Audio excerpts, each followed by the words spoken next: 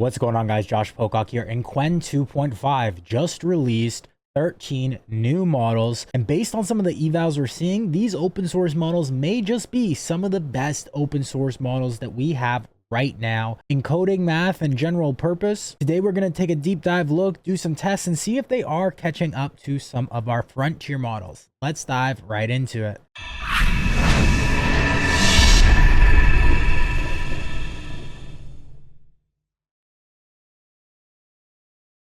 For those of you who haven't heard about Qwen, I've done videos on Qwen 2.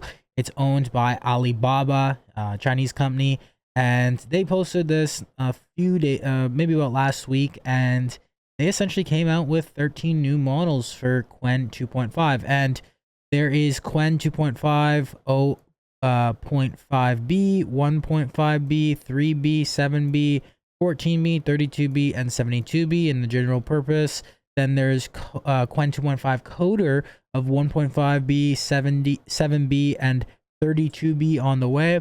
And then Qwen 2.5 math at 1.5B, 7B, and 72B. So there's really 3 different blog posts on all these different models. One for kind of each of those categories: coding, math, general purpose. So we're not going to go through them all. Some of them are a bit longer, but I will leave links for all of them down below. But here's a quick breakdown of all 13 models. We can see the different context lengths. So 32K context, 4K context for the math ones, 128K context for some of them. So different size context. You can see the different specs here. And here we can see Qwen 2.5 comparative to other models such as Mistral, Llama 3.1, 70B, as well as 405B, and we can see that on a lot of different ones, different evals, that Qwen 2.5 72B instruct is very close on par, if not sometimes outperforming Llama 3.1 405B instruct. So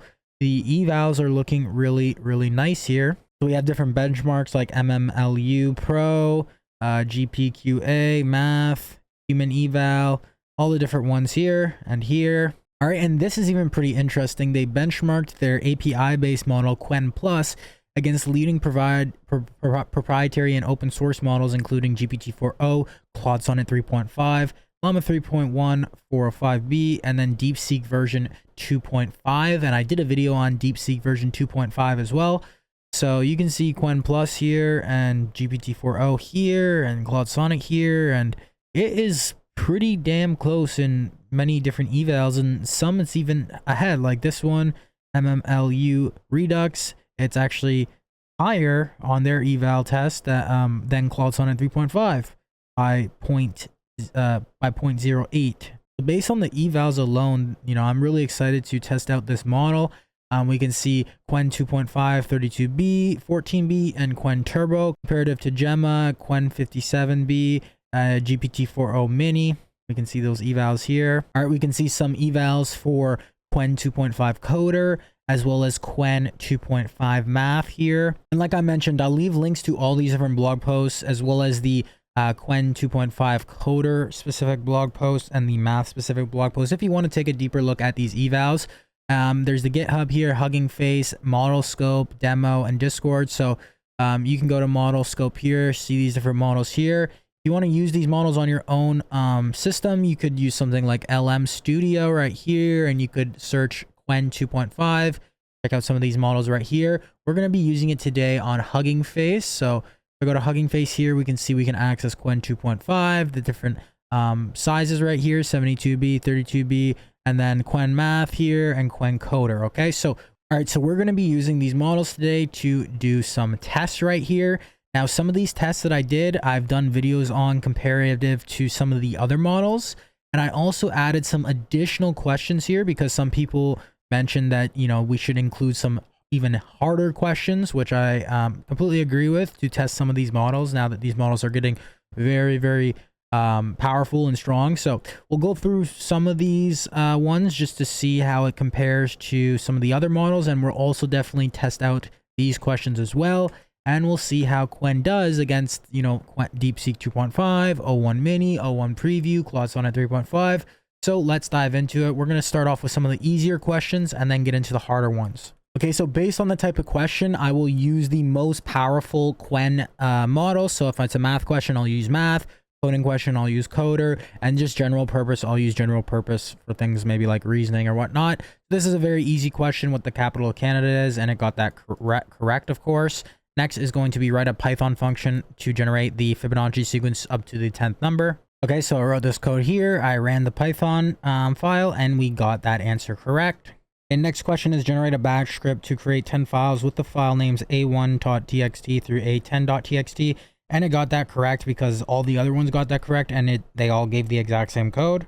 That's 3 for 3. Okay, next question is if you multiply the number of days in a week by the number of continents, what do you get? The correct answer is 49, so I got that right. All right, next question is solve for x. 3x plus 7 equals 22. Correct answer is 5, so I got that right. All right, next question is a factory produces a widgets at a rate that doubles every 3 days. If it produces 100 widgets on day 1, how many widgets will it produce on day 19? Explain your reasoning step by step. And the correct answer is 6,400, so I got that right. All right, next question is generate an SVG of a tree, and it got that correct. Okay, next question is generate 13 sentences that have 10 words and end in the word monkey. So it already got it wrong because it just keeps generating 9, and some of them are different. So none of these have got this question right. LLMs tend to mess up like with kind of questions around like that, which I understand. All right, next question is generate me the Pong game using Python. Okay, and it looks like we got the Pong game here, and it's playing pretty good. I'm not gonna lie, the scoreboard's working really nicely. This is actually one of the better generations of Pong that I've seen from these models, so good job with that. All right, I got this answer correct, of course. I'm an odd number. When I take away one letter, I become even. The answer is 7. Okay, we're getting a little bit closer to some of the more difficult ones. So this question is a man stands on one side of the river, his dog on the other. The man calls his dog, who immediately crosses the river without getting wet and without using a bridge or a boat. How did the dog do it? And it got this correct, saying the dog likely crossed a frozen, with a river that was frozen.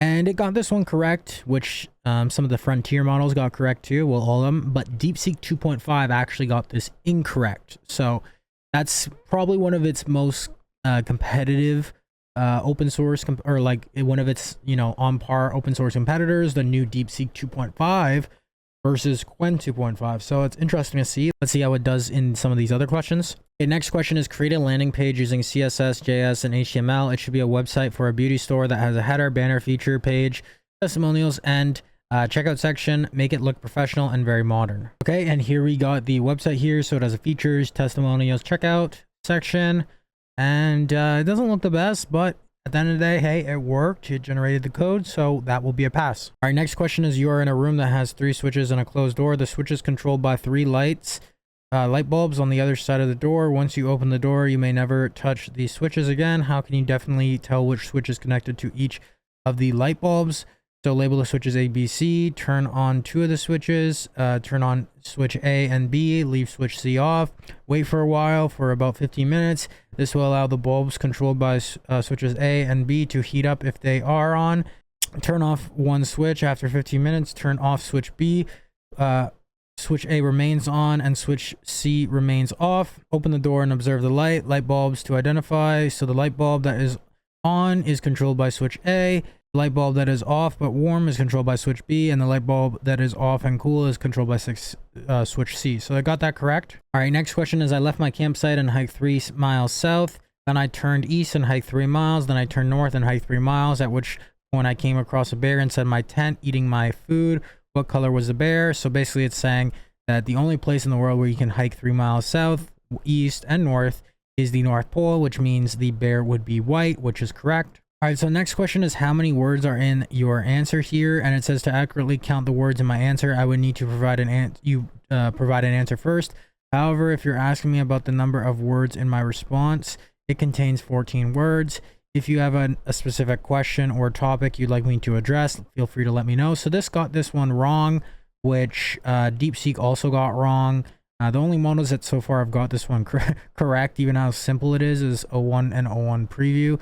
01 mini and 01 preview. All right, now we're going to get into a little bit more challenging questions. Next question. So in a room are 2 men, only one always lies and one always tells the truth. You don't know which is which. You may ask one question to one of the men to determine which door leads to freedom and which one leads to death. Which question do you ask? Okay, so I got this one correct as well. If I were to ask the other man which door leads to freedom, what would he say? Here's how it works. One, if you ask the truth teller will tell you what the liar would say. Since the liar always lies, he would point to the door that leads to death. Therefore, the truth teller will tell you that the liar would point to the door that leads to death. And then two, if you ask the liar will lie about what the truth teller would say. The truth teller would point to the door that leads to freedom. Since the liar lies, he would tell you that the truth teller will point to the door that leads to death. In both cases, the answer will get you to the door that leads to death. So you should choose the opposite door to find freedom. All right, next question is you have 12 balls, all identical in appearance. One of them is either heavier or lighter than the rest, but you don't know which is which. Using a balance scale, how can you identify the odd ball and determine which is heavier or lighter in just 3 weighings? Okay, so it says step 1, first weighing, divide the 12 balls into 3 groups of 4 balls each, group A, group B, group C. Weigh group A against group B on the balance scale. Possible outcomes: if group A balances with group B, the odd ball is in group C. If group A does not balance with group B, the odd ball is in either group A or B. Second weighing, case 1, group A balances with group B. Take 4 balls from group C and divide them into 2 groups of 2 balls each, group C and group C1 and group C2. Weigh group C1 against group C2. Okay guys, so I'm not going to read through this whole entire output here because it's pretty long and it's pretty systematic, but I verified that this is the correct answer. You want to like pause it and like scroll through as I'm scrolling here. If you really want to read the answer, you can, but it would just probably take me a couple minutes just to simply read this answer. So it did get it correct though, which is pretty impressive. All right, next question is you have a bag of 5 red marbles and 3 blue marbles. You draw 2 marbles without replacement. What's the probability that both marbles are red? And I got this answer correct. The probability that both marbles drawn are red is 5/14. All right, next question is you have 3 boxes labeled apples, oranges, and apples and oranges. Each box is labeled incorrectly. You can only open 1 box and look inside. How can you label all boxes correctly by only opening 1 box? All right, so it says to solve this problem, you can follow the following steps. Choose the box labeled apples and oranges. Says all boxes are labeled incorrectly. The box labeled apples and oranges cannot contain both apples and oranges. It must contain either apples or oranges. So once you open the box labeled apples and oranges, if you find apples inside, then the box must be in the... If you find an apple inside, then this box must be the apples box. If you find an oranges inside, then this box must be the oranges box. Then relabel the box. So suppose you find an apple, relabel this box as apples. If you found an orange, relabel this box oranges, and then determine the context of the other boxes by, so the box originally labeled apples cannot contain apples since all labels are incorrect. Therefore, it must be oranges, and then vice versa for oranges. And then relabel the remaining boxes. So it got this one correct. All right, so the next question is find the derivative of the function x equals x to the power 3 subtract 3x to the power 2 plus 2x subtract 1. And it got this answer correct, which is right here. Our next question is solve the system of equations. 2x plus y equals 5, and then x subtract y equals 1. And it got this correct with x being 2 and y being 1. And next question is a car travels 100 meters in 5 seconds. What is the average speed in meters per second and kilometers per hour? And it got this correct again with 20 meters per second and 72 kilometers per hour. All right, next is the heights of a group of students follow a normal distribution with a mean of 170 centimeters and a standard deviation of 10 centimeters. What percentage of students are taller than 180 centimeters? Okay, so it broke it down and it got this correct as well, 15.87%, which is correct. All right, so pretty much got all the math questions correct. Now next is write a Python one-liner that creates a list of all numbers from 1 to 100 that are divisible by 7. Okay, so it gave me this code right here and I just ran it and we get 7, 14, 21, 28, 34, or 35, 42, 49, 56, 63, 70, 77, 84, 91, and 98. So that is correct. All right, so lastly is create a responsive grid layout with HTML and CSS that displays 4 items per row on large screens, 2 items per row on medium screens, and 1 item per row on small screens. All right, so here we have it. We're running this code right now and we have 4 columns right here. On a large screen, on a medium screen we have 2, and then on a small screen we have 1. So it pretty much aced that test as well. So just a summary here is what the results look like. Pretty much all the coding and math questions it got right.